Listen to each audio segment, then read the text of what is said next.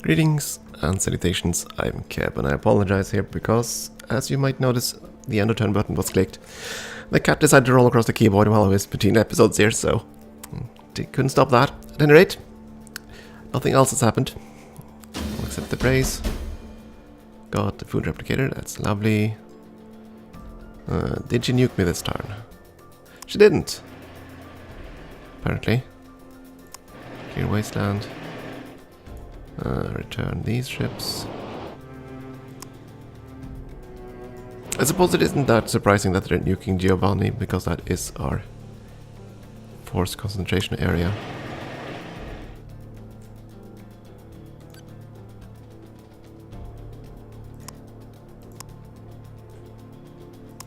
That raise button really annoys me because I keep hovering near it.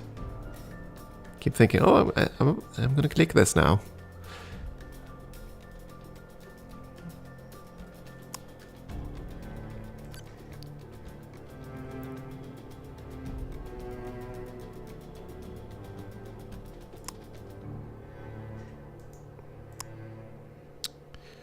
Generates, let's see, get the defenses up and running.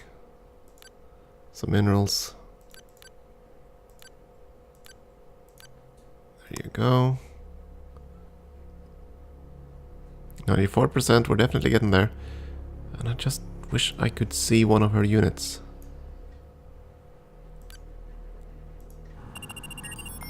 That is one of her land units.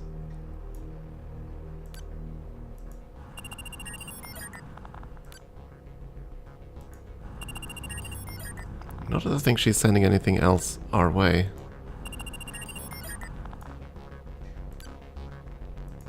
The only reason I want to see it is because of the fish in a barrel achievement. Yeah, I don't think we're gonna be able to find one. Actually, no. Assault trooper transport. Excellent, let's fish. Though it is 0.2, we should be able to sink that. I believe that's enough to trigger the achievement. I'll find out eventually. Okay. And of course, the more important one is the economic victory, which we are now pretty darn close to achieving.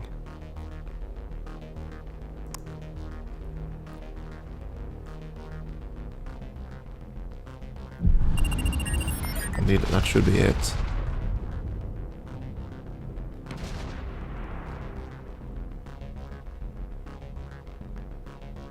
Yeah, you killed one of my formers, that's fine. Again, didn't actually end yet, so let's see. What are those?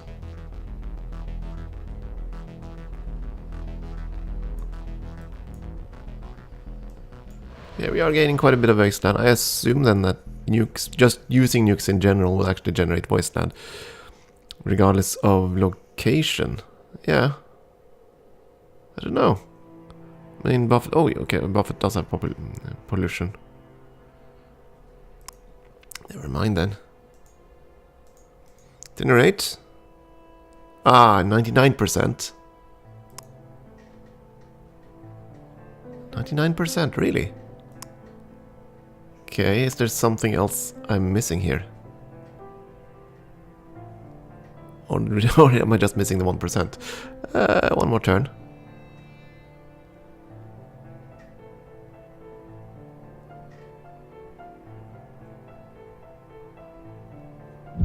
The supreme art of war is to subdue the enemy without fighting. Sun Tzu, The Art of War. There we go. You've done it, Director Preston. In the year 2137 AD, your empire has become the single economic hub on Pandora, making you the one untouchable leader on the planet. If anyone threatens you, you can simply buy them. Them, their guards, their home, their territories, their families. The planet essentially dances to the clattering of your purse. A bright, liberal future awaits your empire, you and your descendants. Okie dokie. Woohoo! Victory at last. So, let's see. Yeah, right, these guys were eliminated, so no numbers left. Salvum. But what do they okay, so what do the numbers actually represent? numbers towards that type of victory. Which means we were ahead of in research, way ahead in economy. 127 in military, so we were very ahead there too. Far behind in diplomacy. Which I don't quite understand. How do you gain diplomacy points then? I mean, we were at peace for most of the game, we had good treaties with everybody. We didn't piss anyone off until the very end. Well, these guys were always at war. But all of them have more diplomatic score. Even the ones that have basically have no cities left. Yeah, I don't know. That one puzzles me a bit. How do you accumulate diplomacy score? Do you get score for doing all these praise actions, which I basically didn't bother with? I don't know. Still, we did win.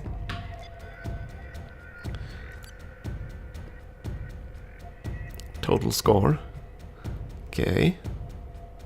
Yeah, we were kind of not the best for a long time, but did finally eke out our victory here. And that is definitely after these two factions were eliminated. I can't tell if it's after Head was eliminated or lost his last cities. I assume that's what this little bump down here signifies.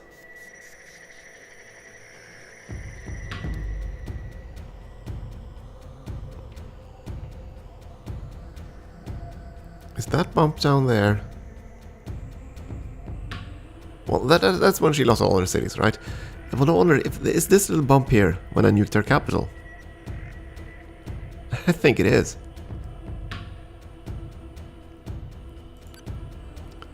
Diplomacy.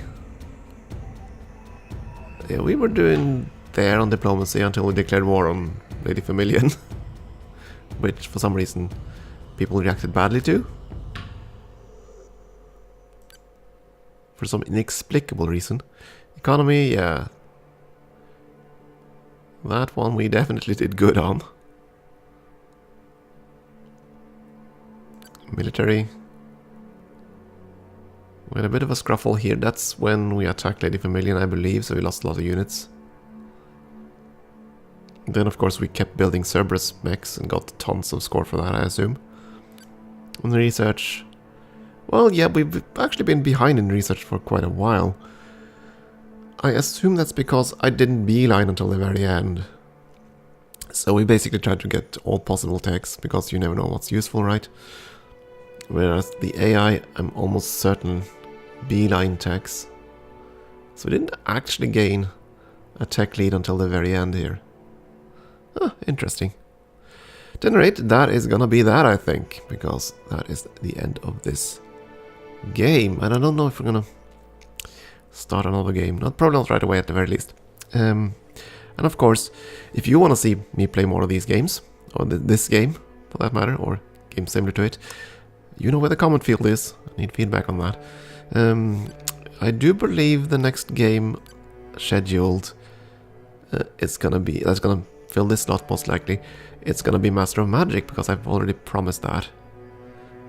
The next game after that, I don't know what's gonna be yet. But again, I'm always open for suggestions, and that's what the comment field is for. Though it might take a while for me to actually get around to playing these games. And of course, if I don't actually own the game, I'm kind of less hesitant in starting to procure it. We'll see. Depends on the game. At any rate, that's going to be another Let's Play.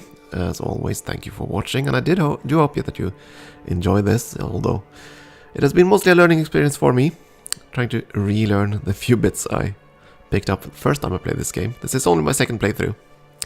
So, yeah, that's going to be it. Thank you for watching.